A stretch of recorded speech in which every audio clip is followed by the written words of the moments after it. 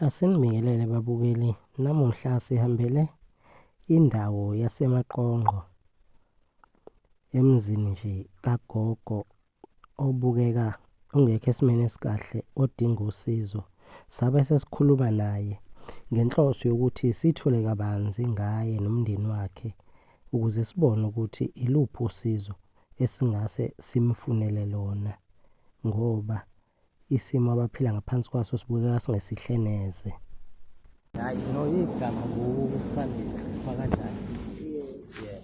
So ngicabanga ukuthi umuntu ngingathi ngiyodlula nje sekunesikhathi nje sezidlula manje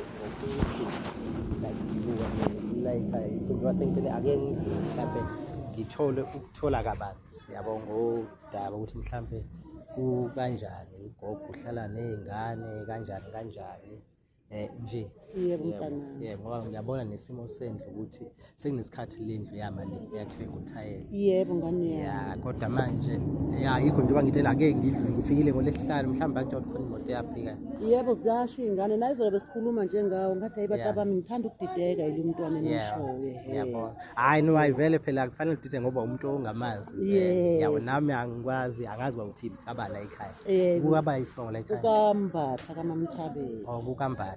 Yebo kaMamthabela. uMamthabela shuthi wena uMamthabela. Yini Mamthabela? Wena Mamthabela. Yebo umkhulu wala ekhaya umbatha kodwa ke usashiya. Okay ngiyabona. Okay mhlambe uhlala nobala ekhaya?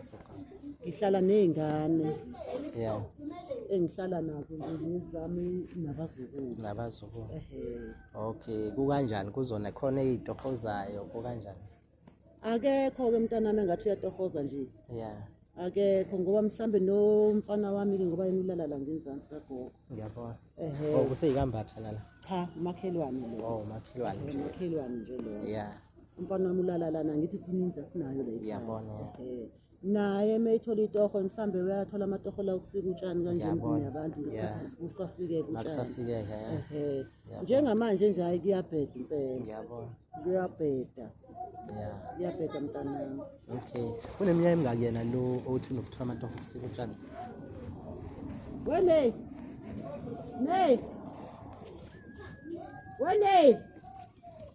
Osondelelana. Otha yena ngowehla mina. Awuzona into okambathisa ingane. Mina ngiyithatha ozokhuluma ngalana ngibathisa ingane. Awusimnyaka kamalayo. Ngiyaphila sisi. Uthi lo ubhuti lo neminyaka emingaki? Awazi. Eminyaka malayo nje mingaki? Malayo ukuthi waba 29. Okay. All right. Ngokwesikole like wakwazi ukufika ka10 noma kwaphela endleleni kwaba kanjani? Wawuphasa ke yena u10. Wawuphasa u10. Wawuphasa u10. Okay. Nomunye intombazane wami kodwa ke ohlala eGreat Town ke yena. Naye futhi wawuphasa u10 futhi naye akasebenzi. Ngiyabona.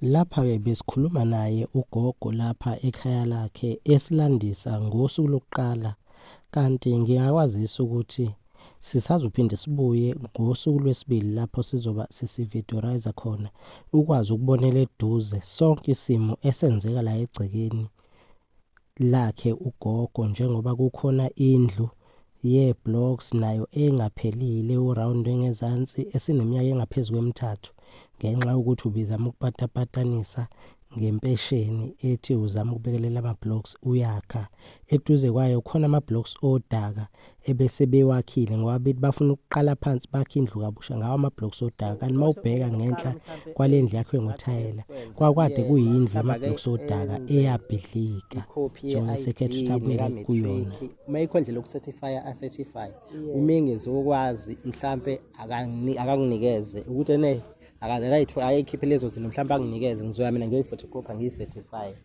khona engingakuzama kwamanje mhlawumbe ngizozama khona uhlelo oluthile lwento engizothi training ethile engicabanga ukuthi iyokwazi ukumvulela amathuba kangcono ukuthi mhlawumbe akwazi ukuthola okuyitoho yabo kodwa manje kuphi iseThekwini. Luphela lapha-ke udaba losuku lokuqala ngokuthi sizithatha ama-documents omfana wala ekhaya siyozama ukumtholela okuthile okokuqeqeshwa ukuze akwazi ukuthi azame amatoho kangconywana ephethe okuthile okwesicucu esandleni. Sizobuya-ke nodaba lwesibili lapho sizoba sesividorizer siveza eduze sicela ukuthi anilekelele kusizwe ugogo.